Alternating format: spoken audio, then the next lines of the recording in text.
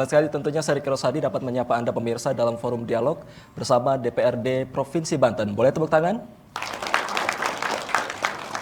Ya pemirsa, kali ini sektor peternakan saat ini berada dalam pusat perhatian nasional. Ini juga tentunya terkait dengan program makan bergizi gratis, dan untuk mendukung hal tersebut, Banten dituntut untuk mendorong terwujudnya peternakan yang modern dan juga terintegrasi dengan teknologi. Sebelumnya, pemirsa, Kementerian Pertanian ini menyebutkan saat ini sudah ada 24 investor yang sudah tertarik untuk berinvestasi di sektor peternakan Banten, termasuk dengan gagasan peternakan terpadu. Untuk kali ini, pemirsa, di kesempatan kali ini kita akan membahas bagaimana persiapan pemerintah untuk mendorong inovasi teknologi dalam mendukung peternakan modern. Pada kesempatan kali ini sudah hadir di tengah-tengah kita, sudah hadir Bapak Iip Makmur, ini Ketua Komisi 2 DPRD Provinsi Banten. Assalamualaikum, Pak. Waalaikumsalam warahmatullahi wabarakatuh. Gimana kabarnya Pak hari ini, Pak? Baik, kalau berkah doa semuanya. Alhamdulillahirrahmanirrahim. Dan di tengah-tengah kita juga sudah hadir ini Pak Agus M. Tauhid, Kepala Dinas Pertanian dan Peternakan Provinsi Banten. Assalamualaikum Bapak. Waalaikumsalam warahmatullahi wabarakatuh. Sehat Pak ya? Amin, amin. Alhamdulillah. Dan pemirsa, di ujung kanan saya ini sudah tidak asing lagi di mata pemirsa Banten TV. Ini ada Bung Eko Supriyatna, tokoh masyarakat dan juga akademisi Banten. Bagaimana Pak Eko? Sehat. Sehat ya, luar biasa. Kita akan membahas peternakan nih Pak Eko. Dan pemirsa, sebelum kita membahas lebih lanjut dan lebih mendalam, kita ke Pak Iip terlebih dahulu mungkin ini. Pak Iip, soal peternakan ini bagaimana kemudian DPRD ini sendiri melihat potensi ataupun urgensi dari modernisasi peternakan ini sendiri, Pak? Baik, pertama saya mengucapkan terima kasih atas waktu dan kesempatan yang diberikan oleh Banten TV untuk dialog publik pada pagi hari ini. Semoga apa yang kita lakukan hari ini bisa berbuah perbaikan untuk masyarakat Banten. Amin. Yang pertama, kita melihat potensi peternakannya dulu. Ya, salah satu data yang saya dapatkan dari Dinas Pertanian bahwa kita ini masih kekurangan hasil peternakan di Provinsi Banten. Apalagi dari peternakan ruminansia, artinya ada sapi, kerbau, kambing, domba, ya, masih jauh. Salah satunya contoh memakan untuk kebutuhan Idul Adha saja. Ini masih sapi saja kita masih kekurangan sekitar 12.000 ekor. Itu baru Idul Adha, belum Idul Fitri, belum konsumsi harian. Jadi makanya ketika pertanyaan ini bagaimana potensi Banten untuk mengembangkan peternakan, sangat terbuka gitu. Sangat terbuka, dan memang bukan hanya dari sektor produksinya saja, akan tetapi juga dari sektor pemasarannya. Maka ke depan memang harus ada inovasi. Salah satunya saya diskusi juga dengan Pak Kadis ya, bagaimana inovasi peternakan ini agar memang menghasilkan ya pendapatan asli daerah, juga pemberdayaan bagi masyarakat. Nah makanya cocok sekali lagi harus ada ide bagaimana melakukan modernisasi di bidang peternakan. Bukan hanya pada sektor peternakan ruminansia, termasuk diantaranya unggas, karena kita juga masih kekurangan. Kemudian juga peluang itu sangat terbuka, artinya Banten dengan 8 kabupaten kota ya salah satunya yang sangat memungkinkan adalah wilayah-wilayah yang berpotensi untuk peternakan. Salah satunya umpamakan contoh Kabupaten Lebak, Kabupaten Pandeglang, ini kan masih sangat terbuka. Baik, luar biasa, ini masih terbuka tentunya, sangat terbuka. Iya. Kita ke Pak Kadis, ini menarik Pak Kadis. Tadi sudah disampaikan bagaimana kemudian kondisi peternakan di Banten ini. Tadi di Idul Adha kemarin saja masih kekurangan sekitar 12.000. Nah ini sejauh ini seperti apa kemudian potensi dan juga kondisi saat ini di peternakan Banten saat ini, Pak? Baik, terima kasih. Untuk potensi peternakan di Banten mungkin bisa kita kelompokkan. Ada kelompok daging putih, ada kelompok daging merah. Khusus untuk daging putih, Banten boleh berjaya. Saya katakan kenapa berjaya? Jumlah populasi unggas pedaging di Banten jumlahnya 180 juta ekor. Ini unggas pedaging. Yang kedua, unggas untuk petelur di Banten sekitar 20 juta ekor. dan ayam buras sekitar 1,8 juta ekor. Menandakan bahwa potensi di Unggas ini luar biasa. Kenapa tinggi di Unggas? Karena peranan investasi multinasional tinggi sekali yang bermain di perunggasan. Boleh kami sebut bahwa yang bermain di Unggas yang mandiri mungkin sangat terbatas sekali. Nah, menandakan bahwa bisnis Unggas, perunggasan cukup menjanjikan. Nah, ini juga nampaknya sejalan dengan di daging merah atau di ruminansia. Daging merah di Banten lebih didominasi disumbang oleh sapi. Dari mulai kebutuhan hotel, restoran dan juga rumah makan, bakso setiap hari yang dipotong daging sapi atau sapi. Kalau yang dipotong kerbau habis kerbau Banten. Iya. Nah, menandakan bahwa konsumsi per kapita daging merah di Banten termasuk kelompok high. Karena kita masuk dengan kelompok Jabodetabek. Di mana konsumsi per kapita Banten untuk daging merah 4-6 kilo per tahun per orang. Sementara nasional pada angka 3. Nah, ini kita hampir sama dengan Sumatera Barat. Nah, kondisi ini tentunya dalam prakteknya di lapangan akan kembali berhadapan dengan kultur peternak Banten. Kultur peternak Banten dia itu bukan kultur yang seperti di Jawa. Kalau di Jawa hampir semua rumah tangga punya tabungan sapi. Kalau di Banten mungkin punya tabungan kerbau, itu juga maro. Nah, di sini makanya ada beberapa solusi yang harus kita bangun. Ya, di mana ternak ruminansia bisa tumbuh berkembang seperti di Unggas.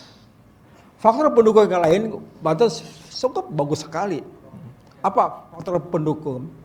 Jumlah industri pakan hampir 50% secara nasional berada di Banten. Ini kan hebat sekali. Berarti 50% pakan unggas senasional disumbang dari kontribusi pabrik yang ada di Banten. Ini luar biasa berarti potensi. Kita betul, dan juga kita belum dengan tentang masalah nanti tahun depan Utirta akan membuka prodi dokter hewan, kan hebat sekali. Juga kita dukungan para medik veteriner, para medik dan tenaga peternakan. Nah, sekarang kalau ingin berbicara Banten industri high ke depan, makanya kita nggak bisa bergerak sendiri. Kemampuan negara, kemampuan daerah kan hanya trigger. Nah, di situ butuh suntikan investasi. Investasi menjadi prasyarat sebuah industri peternakan. Muhammad, saya ambil contoh bagaimana Lampung, peranan swastanya tinggi sekali. Sama juga kita Banten punya Pandeglang, punya Lebak. Dan juga kita jangan lupa di ujung kolon ada induk semang banteng, itu namanya banteng Jawa. Yang sekarang berkembang menjadi sapi Bali, sapi Madura. Itu induk semangnya ada di Banten di ujung kulon. Nah, berarti kita ke depan kita harus bermain sesuai dengan kearifan lokal. Oh, apa sih debat yang dikembangkan?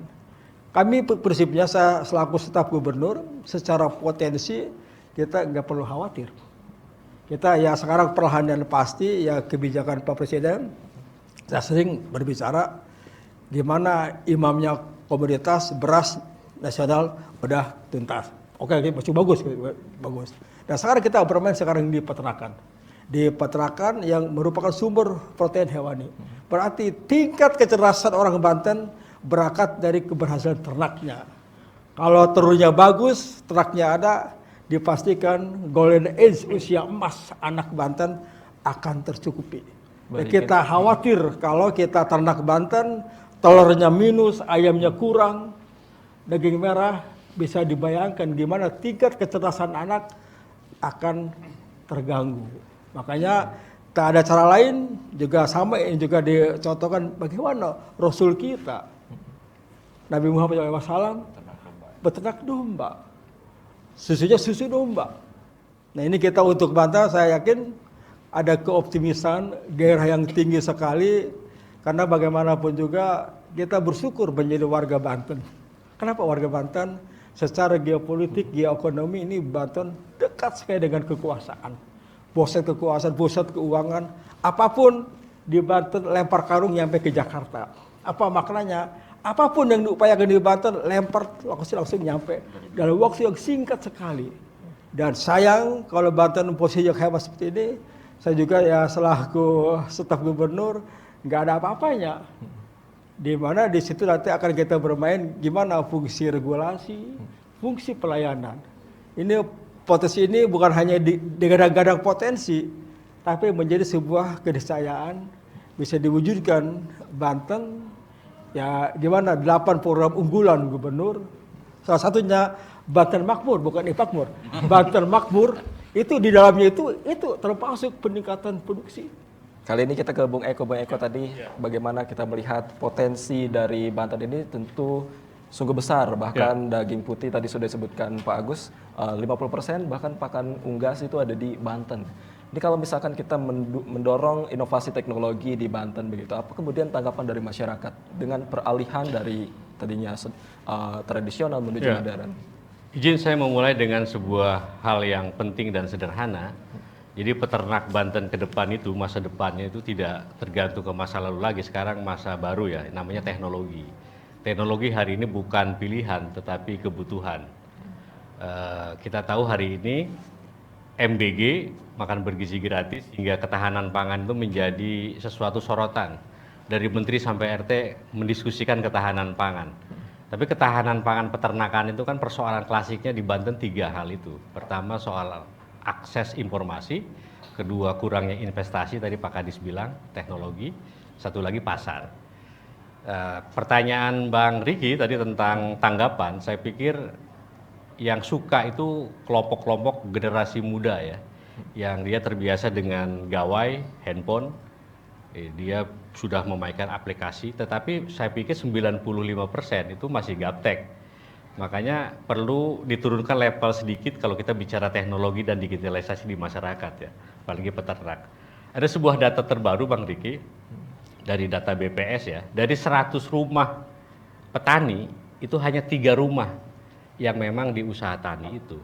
Artinya apa? Bukan peternak yang meninggalkan tempat peternakannya, bukan petani meninggalkan sawahnya, tetapi negara belum bisa melindungi, menjadikan ruang hidup, sistem yang tadi yang cerita sama Pak ini, itu kalau dibiarkan itu berbahaya. Nanti krisis minat menjadi peternak Pak, tidak ada orang yang menjadi petani. Jadi ini perlu menjadi catatan itu Bang Riki. Baik, ini data cukup menarik begitu. Ini kita kembali ke Pak Agus berarti. Pak Agus, bagaimana kemudian upaya dari Dinas Pertanian sendiri ini untuk mendorong upaya modernisasi teknologi dan juga meningkatkan minat para generasi muda tentunya ini untuk ikut beternak begitu? Oke, terima kasih. Ini akan berpulang kembali kepada definisi milenial. Berarti kelompok usia di bawah 39 tahun. Itu idealnya mereka yang bergerak di situ. Dan sekarang juga sesungguhnya negara dunia sudah begitu global, sudah menyajikan berbagai teknologi digital sampai kita meloncat tinggi kepada 5.0. Nah, kembali lagi kepada pertanyaannya, apakah peternakan akan ditinggalkan oleh generasi muda dan seterusnya. Nah, di situ negara harus hadir. Hadir ada sebuah kepastian. Inti kepastian di sini saya nggak ingin bahwa beternak, bertani adalah judi. Hari ini untung, besok rugi. Nah, kami ingin hari ini untung, besok untung. Nah, kan berarti di situ ada sebuah kepastian. Kepastian di situ berarti negara harus menghadirkan dari mulai rantai pasokan. Negara harus menghadirkan bagaimana hilirisasi ada. Negara harus hadir bagaimana interkoneksi antar wilayah produksi terjadi. Kalau itu terjadi, hukum alam akan langsung menjawab. Bagaimana proses seleksi alam juga akan di situ dibangun. Saya ambil contoh. Kenapa sih pertanian di Banten termasuk di Indonesia secara umum tidak efisien? Ternyata tidak efisien di situ setelah diperdalam masuknya kepada kelompok mahal di ongkos. Kenapa mahal di ongkos? Karena negara tidak menghadirkan kemudahan transportasi. Nah, kalau kondisi dibiarkan, mau tidak anak-anak muda terjun ke pertanian? Nggak mau. Hesek ngejual lagi mahal ongkos angkutnya. Itu akan dengan sendirinya. Terus juga yang kedua, negara tidak pernah menghadirkan contohnya kebutuhan dasar. Air tersedia sepanjang musim. dan bahkan ujungnya air menjadi rebutan dalam tanda kutip konflik. Apakah di situ anak muda mau turun ke pertanian? Nggak jelas ke pertanian, airnya nggak ada. Oke. Terus juga yang berikutnya tentang harga.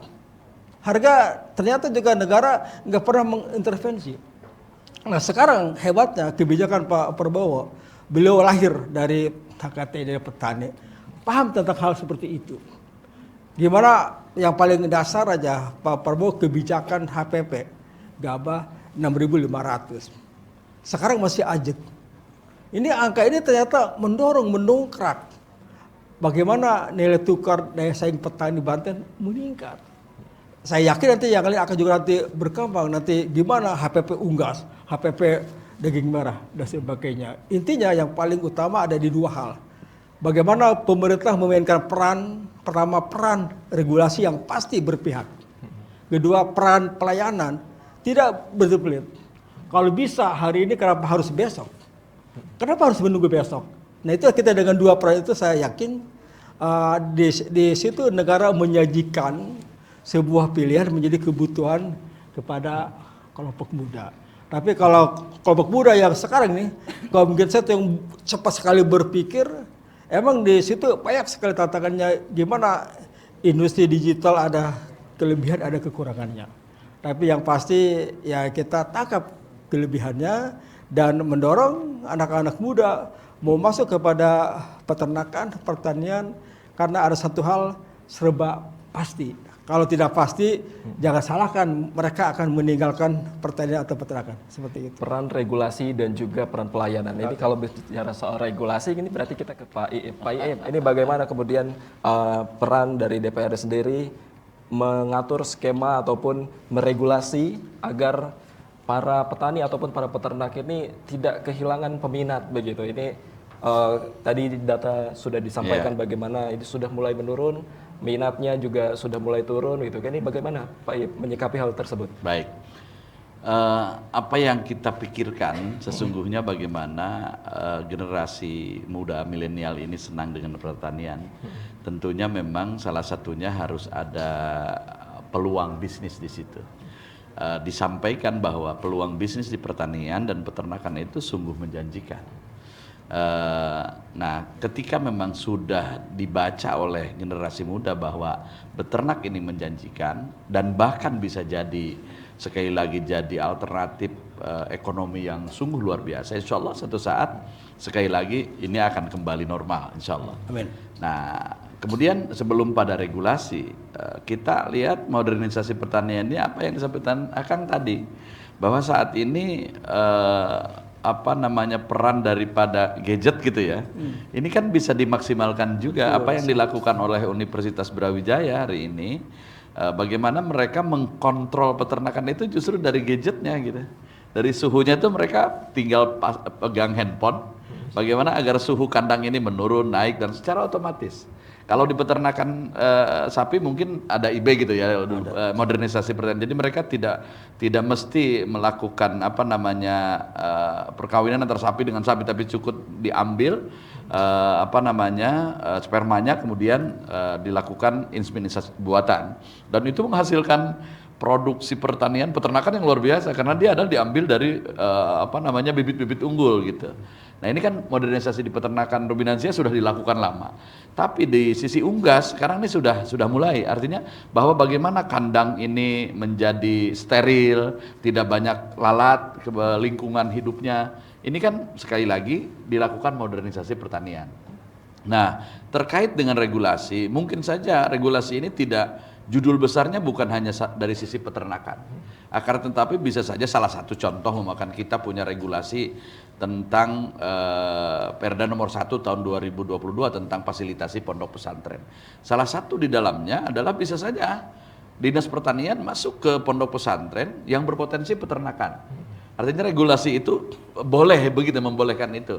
Kalaupun masyarakat sekali lagi menginginkan adanya regulasi tentang generasi milenial dalam pertanian ini, ya insya Allah, karena salah satu tugas dan fungsi DPRD adalah menyusun dan membuat perda bersama eksekutif. Nah, tapi sekali lagi ini kan perlu kajian. Artinya urgensinya seperti apa, kemudian apa yang akan dibahas dan dimasukkan dalam klausul perdanya, apa saja yang akan diatur di situ terkait dengan peternakan dan atau modernisasi peternakan dan pertanian.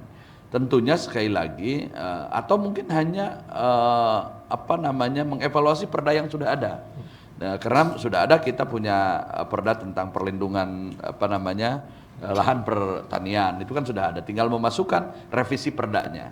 Apa yang sekali lagi urgen di tengah masyarakat terkait dengan milenial ya, atau petani milenial. Bahkan di Jawa Barat itu sudah ada khusus gitu ya, keberpihakan Pemprov Jawa Barat salah satunya adalah menciptakan petani milenial.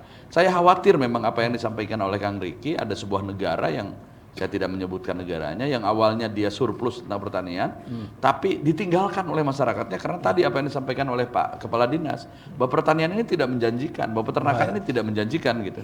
Yang pada akhirnya negara itu kekurangan pangan, negara itu kekurangan surplus buah dan lain-lain. Padahal awalnya hebat gitu. Padahal awalnya dia adalah produsen daripada pertanian, buah-buahan dan lain-lain. Tapi karena ditinggalkan, maka akhirnya tadi mereka sekali lagi minus ya. Nah, ini akibat daripada ya tentunya perubahan pola hidup, perubahan zaman dengan sekali lagi orang lebih cenderung ke teknologi. Padahal teknologi bisa saja apa yang disampaikan tadi. Teknologi ini bisa mendukung pada modernisasi pertanian. Kalau di peternakan tadi salah satunya inseminasi buatan. Ini kan teknologi. Kemudian juga nanti di peternakan unggas, bagaimana sekarang ini di Banten juga sudah banyak yang menggunakan itu. Artinya suhunya itu bisa diatur dari luar gitu, Pak. Kemudian dengan menggunakan CCTV, jadi dia bisa melihat dari jauh saja, dia tidak standby di peternakan, dia bisa melihat ayamnya ini sedang apa gitu ya.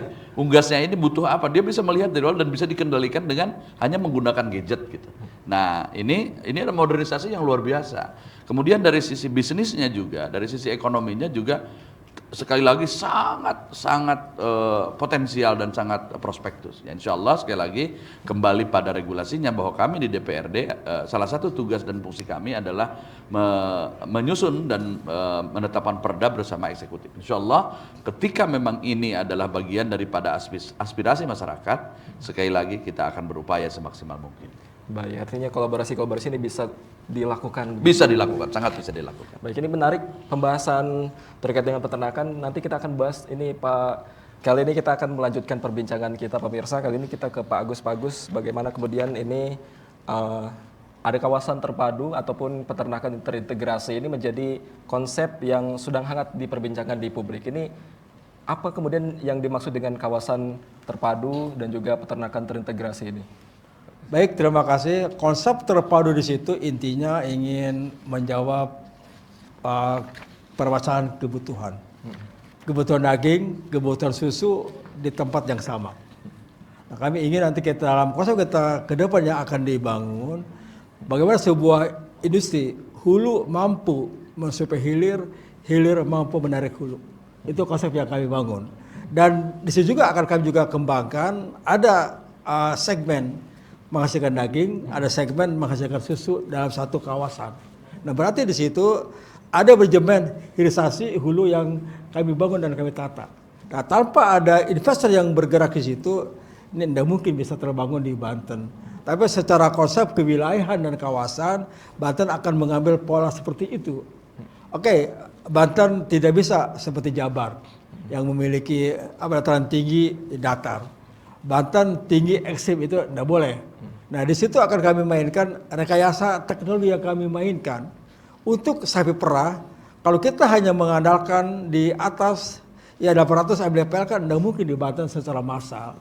Dan di situ kami mainkan pada kondisi MDPL yang bisa diadakan rekayasa teknologi, di mana untuk kecocokan sapi perah bisa dimainkan di situ. Berarti teknologi akan main di situ. Nah, sehingga nanti untuk kebutuhan sapi perah tidak harus mengambil yang putan yang ekstrim di atas 800, 1000 mdpl. Dan itu di Banten nggak ada kawasan seperti itu. Akan kami mainkan sebuah kawasan yang bisa diadakan rekayasa teknologi sehingga segmen kebutuhan habitat sapi perah cocok di situ.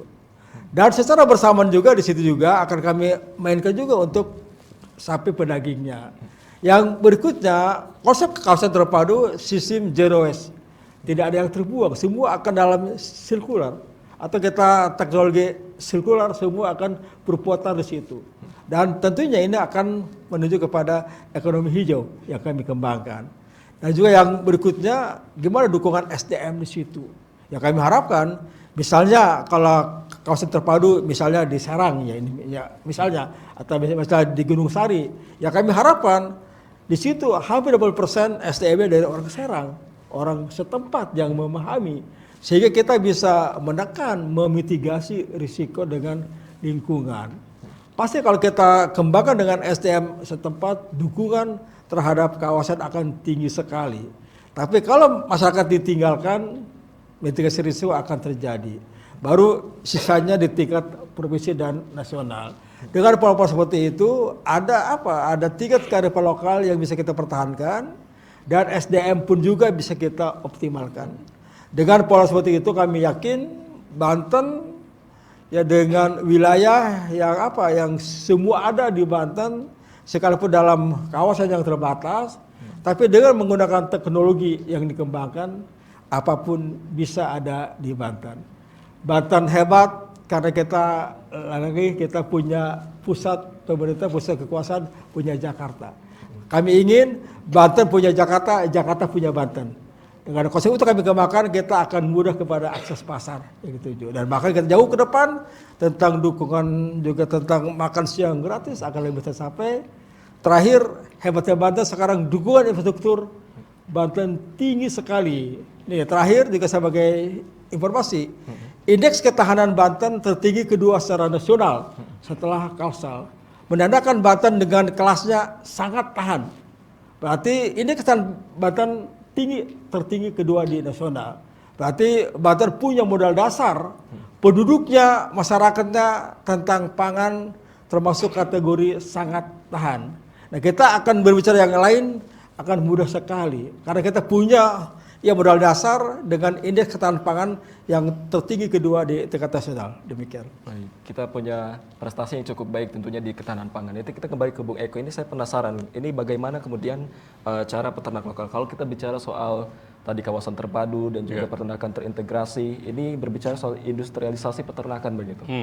Nah, yang menjadi pertanyaan adalah peternak lokal di Bantennya ini sendiri, ini bagaimana kemudian ini bisa terlibat dan tidak tersingkir begitu saja. Ini seperti apa? Jangan jadikan peternak lokal Banten menjadi penonton, cuma penonton, tapi dia menjadi pemain. Dia mulai pelatihan, dia mulai pengelolaan, lalu mulai produksi ya, lalu hasil panennya dijual bareng. Mungkin gagasan Pak Prabowo Subianto Koperasi Merah Putih itu mungkin itu ya, koperasi digital peternakan dan sebagainya. Tadi di awal bahwa Banten ini seksi, ada 24 investor yang siap, tapi kadang-kadang di kita itu begitu. Jadi kebiasaannya begini, korporasi datang ke Banten, lalu dia membangun industri peternakan yang begitu besar, teknologi canggih, lalu dia merekrut tenaga kerja buruh ala kadar. Jadi desa itu hanya produksi, uang cuan itu ke kota gitu kan. Itu yang bahaya. Makanya solusinya itu adalah libatkan peternak lokal Banten menjadi pemain, bukan menjadi penonton.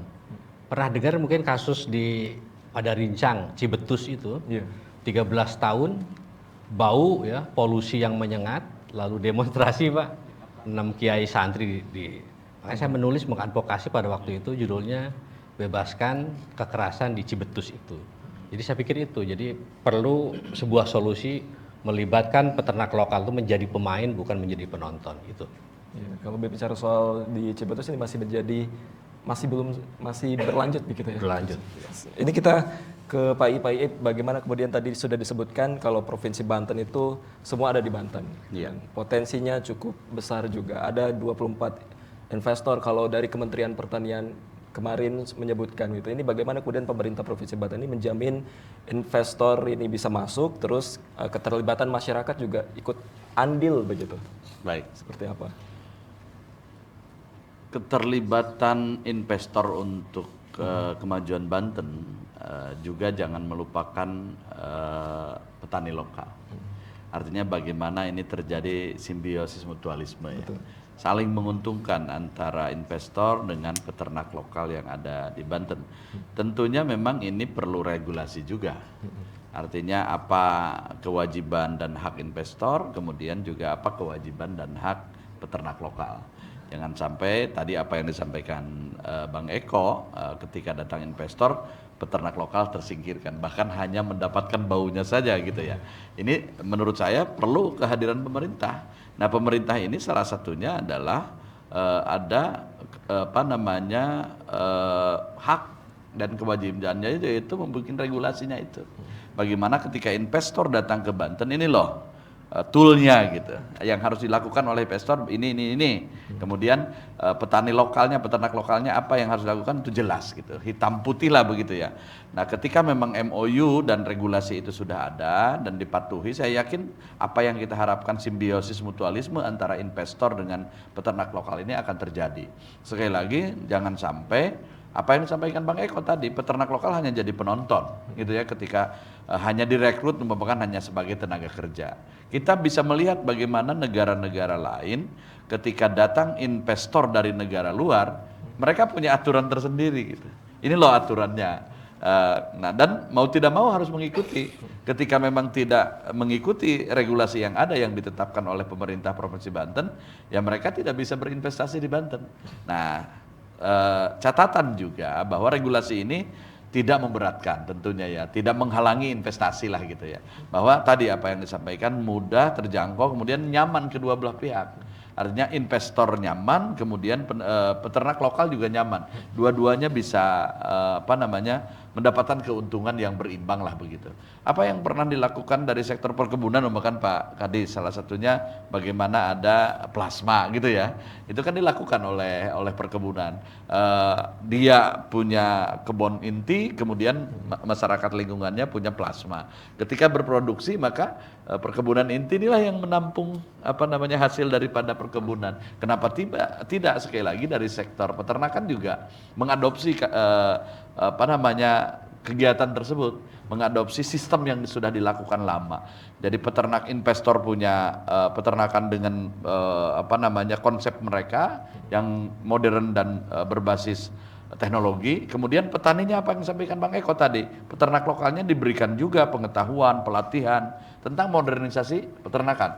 Ketika mereka sudah punya kompetensi itu, sekali lagi mereka jadi mitra daripada investor ini. Ketika mereka jadi mitra dengan kualitas peternakan yang tentunya sesuai dengan yang diharapkan oleh investor, kenapa tidak? Dua-duanya sambil berjalan dengan beriringan dan mendapatkan keuntungan bersama. Investor untung banyak, petani lokal, peternak lokal juga mempunyai keuntungan besar. Ya, salah satunya di samping keuntungan dari sisi ekonomi peternakannya, mereka juga life skill-nya dinaikkan.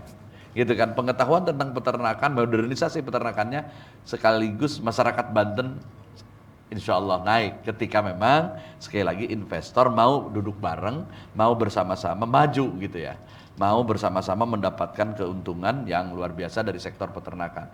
Menggarisbawahi apa yang disampaikan oleh Pak Kadis tadi, kita ini sangat dekat dengan ibu kota saat ini, dengan ibu kota Jakarta ya, di mana penduduknya banyak. Nah, penduduk banyak ini kan pasti butuh sekali lagi hasil produksi peternakan. Nah, sayang sekali kalau potensi ini kita lewatkan gitu. Nah, maka sekali lagi tarik investor ke Provinsi Banten dengan tidak melupakan bagaimana peternak lokal. Peternak lokal ini diberikan sekali lagi ilmu pengetahuan, pelatihan, dinaikkan kompetensi peternakannya, yang satu saat mereka sekali lagi bisa melakukan kerjasama yang luar biasa antara investor dengan peternak lokal. Ya, yang pada akhirnya tadi apa yang sampaikan di awal, terjadilah simbiosis mutualisme. Investor bawa modal yang cukup besar, kemudian juga bawa ilmu pengetahuan yang sangat luar biasa dengan teknologi modernisasinya, masyarakatnya di-upgrade. Nah, pengetahuannya di-upgrade juga tentang modernisasi peternakannya, yang satu saat sekali lagi punya untung besar untuk mencapai kebahagiaan dunia akhirat tentunya. Masya Allah, ini dunia akhirat, win-win solution begitu ya? Ya, win-win solution. Ini menarik, tidak hanya saya ingin bertanya di sini, ada para penonton juga yang ingin bertanya tentunya. Kita berikan kesempatan untuk para hadir di studio untuk bertanya kepada 3 narasumber kita pada kesempatan kali ini. Silahkan yang ingin bertanya. Ya, Assalamualaikum warahmatullahi wabarakatuh. Perkenalkan, nama saya Hikmatullah, izin bertanya untuk DPRD. Apakah DPRD siap mempercepat payung hukum terkait inovasi peternakan termasuk standarisasi peternakan modern? Terima kasih. baik. Ini pertanyaan ditujukan langsung ke Pak Iip Mahmud.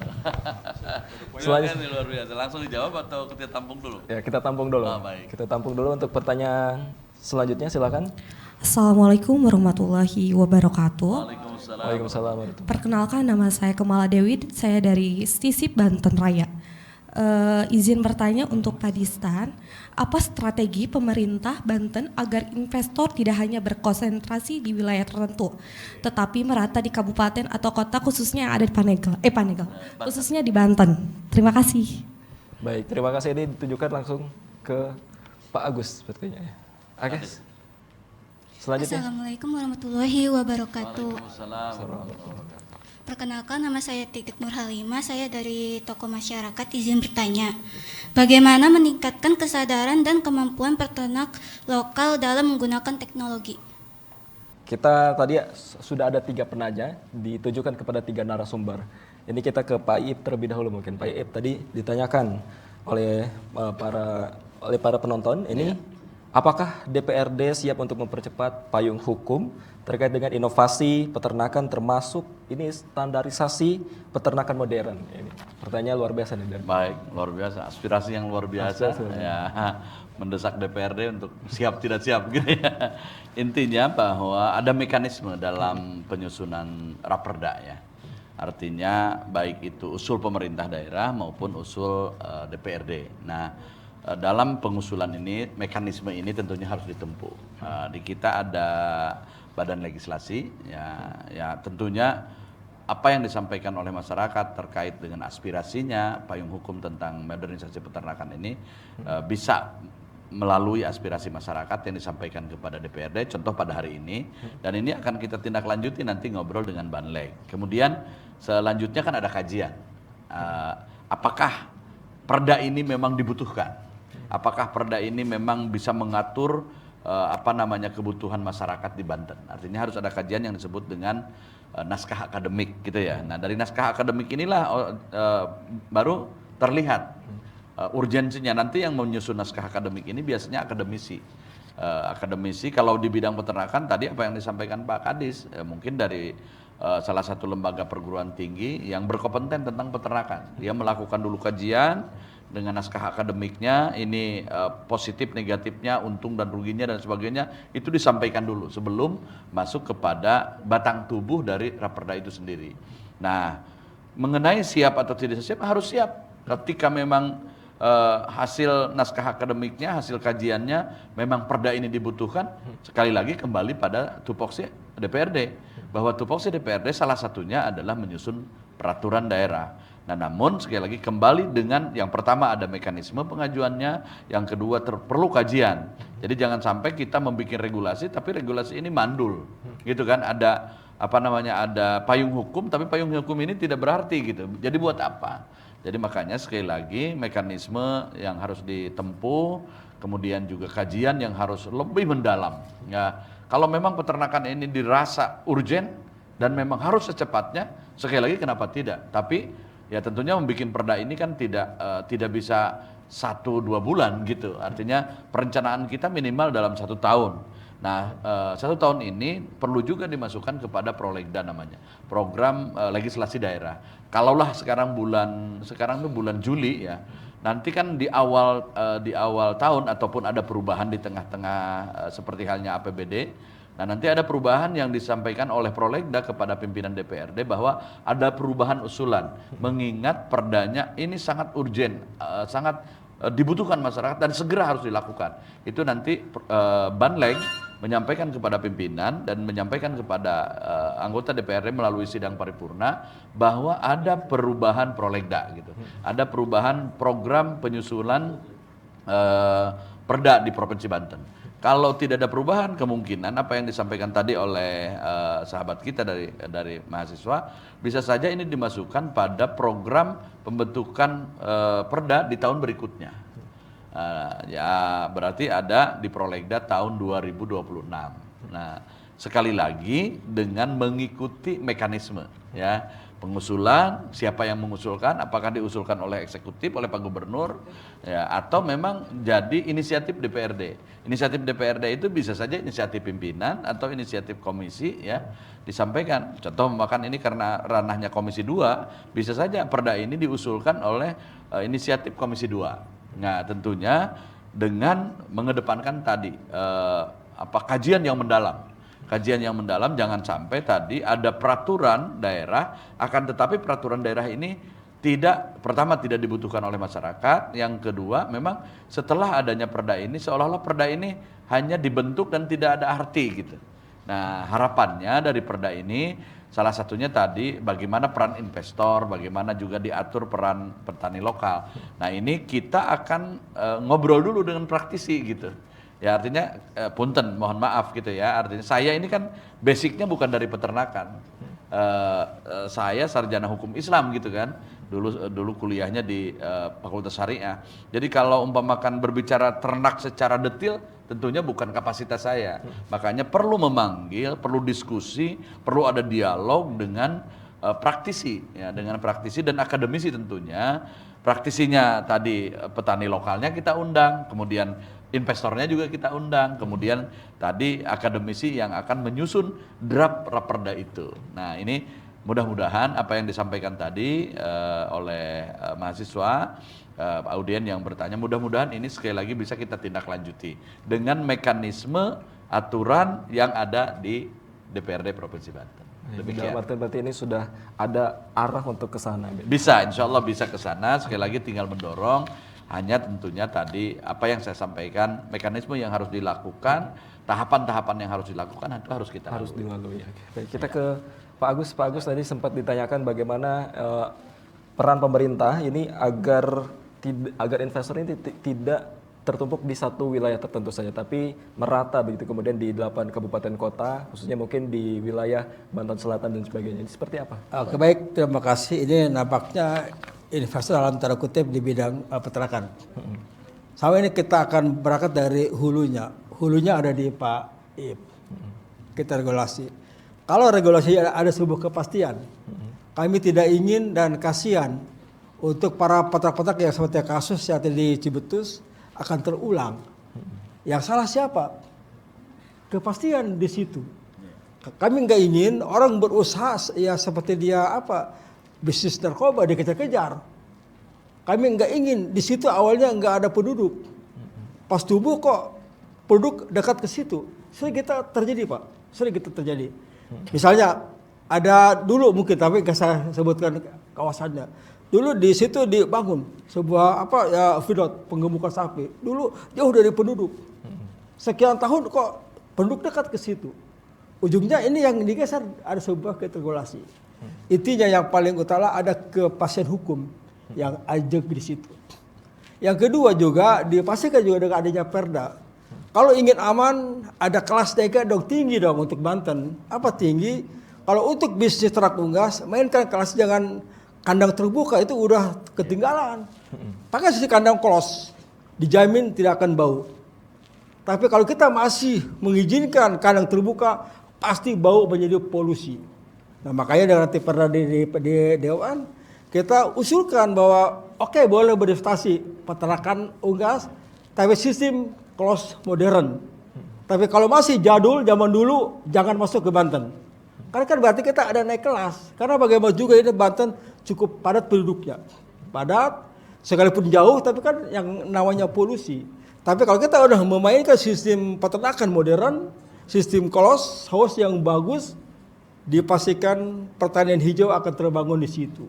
Tapi kalau kita masih menggunakan paradigma tidak bertransformasi dengan teknologi baru, kasihan yang berinvestasi nggak ada sebuah kepastian. Intinya adalah dibuat sebuah kepastian bahwa orang mau berinvestasi. Yang berikutnya, perhatikan RT RW bahwa Pandeglang Lebak merupakan daerah pertanian. Pertanian dalam arti luas, bisa tanaman pangan, peternakan. Nah kita geser untuk investasi ya misalnya ternak ruminansia, kita arahkan ke Lebak dan Pandeglang. Itu dengan sendirinya nanti dengan adanya di perda integrasi yang akan dibuat semua ada sebuah kepastian. Karena bagaimanapun juga 8 kota-kota di Banten punya hak yang sama untuk mendapatkan investasi.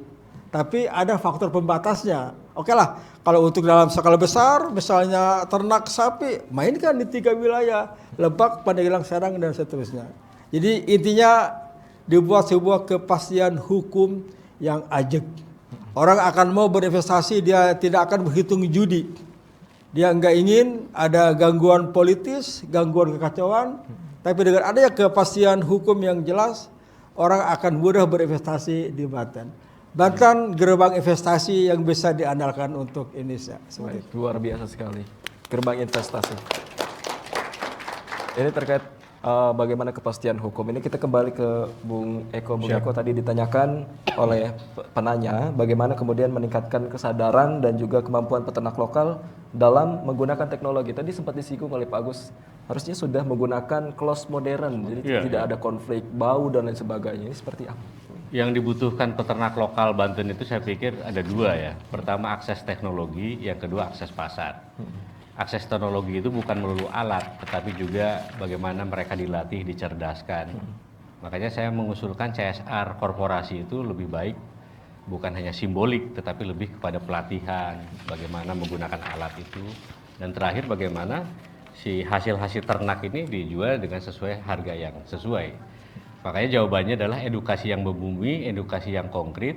Peternak petani itu nggak suka bahasa-bahasa PowerPoint pejabat kepala dinas.